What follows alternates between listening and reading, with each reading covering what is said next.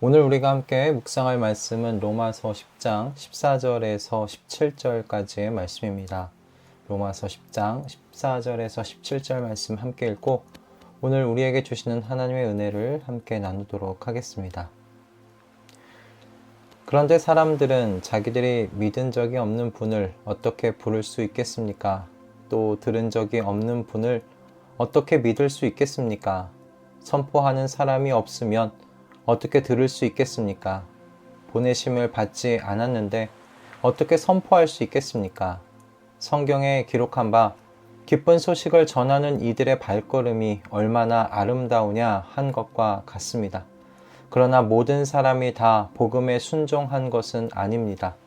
이사야는 주님, 우리가 전하는 소식을 누가 믿었습니까? 하고 말하였습니다.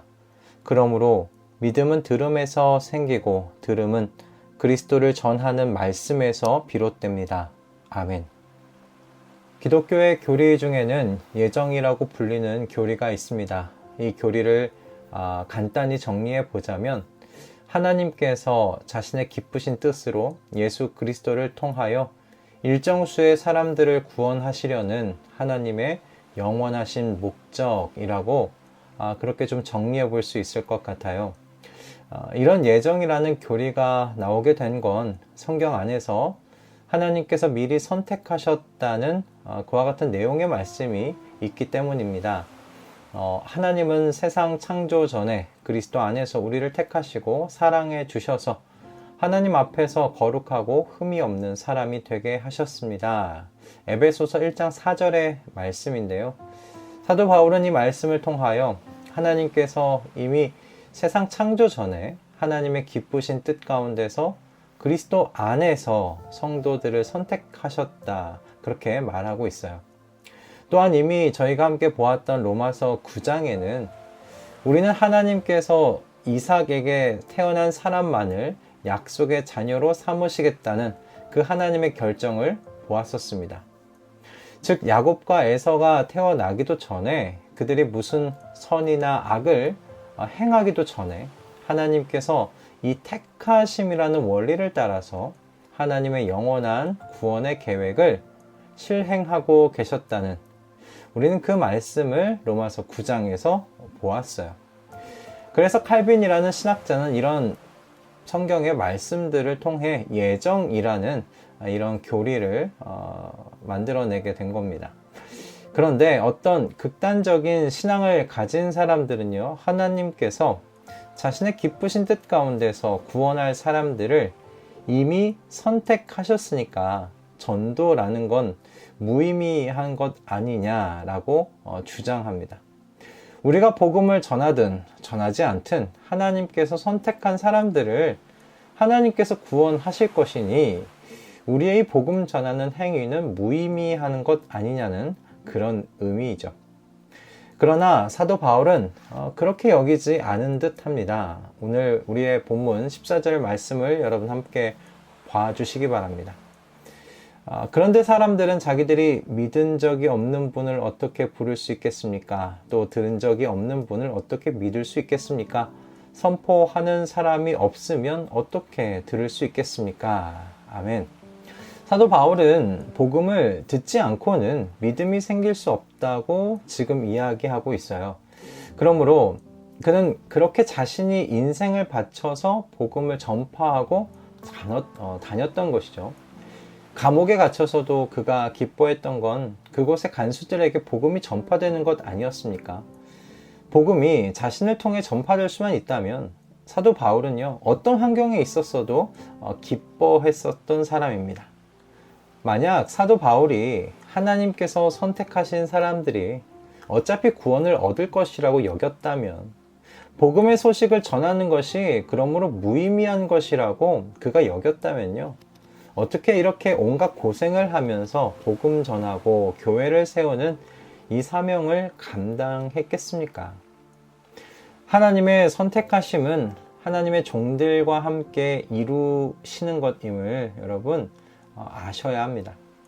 사도 바울은 이렇게 이야기합니다. 보내심을 받지 않았는데 어떻게 선포할 수 있겠습니까? 라고 말이죠. 복음을 전할 수 있었던 것은 사도 바울의 지금 개인적인 결단이 아니라고 지금 이야기하는 겁니다. 하나님께서 복음을 전하도록 사도 바울을 정하셨고요. 사도 바울에게 그런 권세를 주신 겁니다. 그리고 그와 함께 하나님의 영원하신 선택을 성취해 가고 계시다라고 사도 바울은 그렇게 인식하고 있다는 것을 이 말씀을 통해서 우리는 알 수 있어요. 복음을 선포하는 일은 그러므로 사역자의 전유물이 아닙니다. 복음을 선포하는 일은 모든 성도의 사역입니다. 그리스도를 통해 기쁘신 뜻 안에서 선택하신 사람들을 부르시는 이 하나님의 영원하신 목적을 이루는 동역자로 부름받은 사람들이 성도이기 때문입니다. 하나님의 영원하신 이 목적에 참여하는 여러분, 이 영광을요, 복음을 전하는 모든 성도가 누리는 줄 믿습니다. 성경도 그래서 복음을 전하는 이들의 발걸음이 얼마나 아름다우냐고 말하고 있지 않습니까? 그러나 여러분, 우리가 여기서 유념해 두어야 할 것이 있어요. 그것이 무엇이냐면 복음을 전하는 것에 여러분 초점을 맞추셔야 한다는 겁니다. 복음을 전하고 회심해서 돌아오는 사람들에게 초점을 맞추면 여러분 금세 지치시고 말 거예요. 오늘 본문 16절의 말씀을 여러분 보세요. 그러나 모든 사람이 다 복음에 순종한 것은 아닙니다. 이사야는 주님, 우리가 전하는 소식을 누가 믿었습니까? 하고 말하였습니다. 라고 되어 있죠. 복음을 전할 때 우리가 종종 실수하는 지점이 바로 이 지점인 것 같아요. 복음을 전하는 우리의 노력과 헌신이 열매를 맺을 것이라고 생각하는 실수 말입니다. 복음을 전한다고 해서 여러분, 복음을 들은 사람들이 모두 믿는 것 아닙니다. 누가 믿습니까? 하나님의 기쁘신 뜻으로 그리스도를 통해 창세전에 예정하신 여러분, 그 사람들이 복음을 듣고요, 하나님께로 돌아오는 겁니다. 한 영혼의 회심은요, 여러분, 하나님께서 알파와 오메가 되십니다. 저와 여러분의 노력과 헌신이 아니라는 말씀입니다. 다만 여러분, 성도는요, 먼저 받은 이 복음을 이렇게 들려주는 역할을 할 뿐이에요.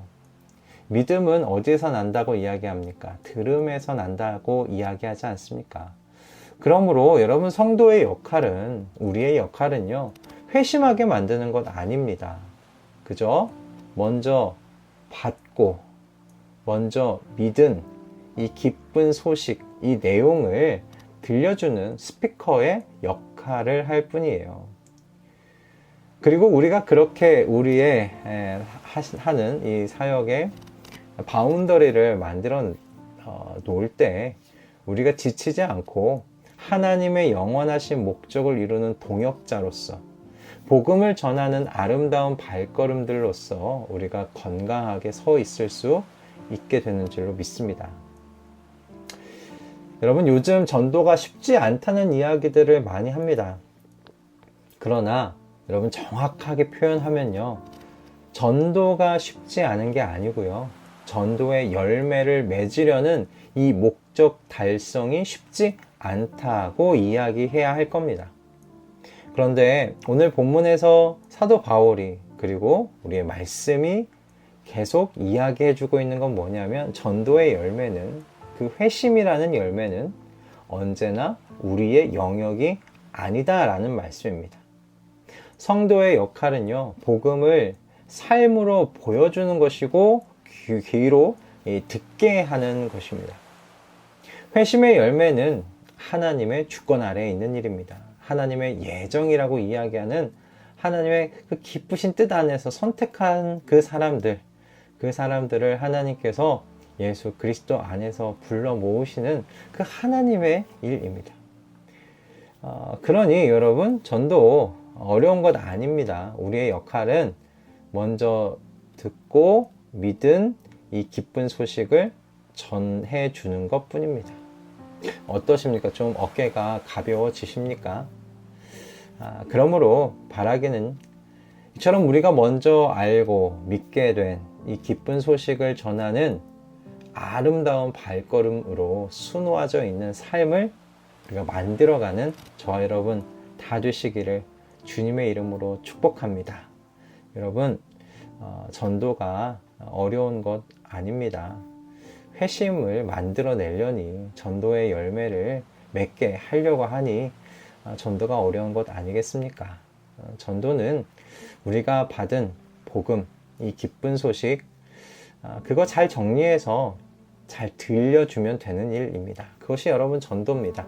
또는 그 복음의 기쁜 소식을 받은 그 달라진 삶을 보여주는 것, 여러분 그것이 전도입니다. 그러니 우리가 기쁨으로 하나님께서 우리에게 주신 이 기쁜 소식을 전하는 아름다운 삶을 만들어 세워 갔으면 좋겠습니다.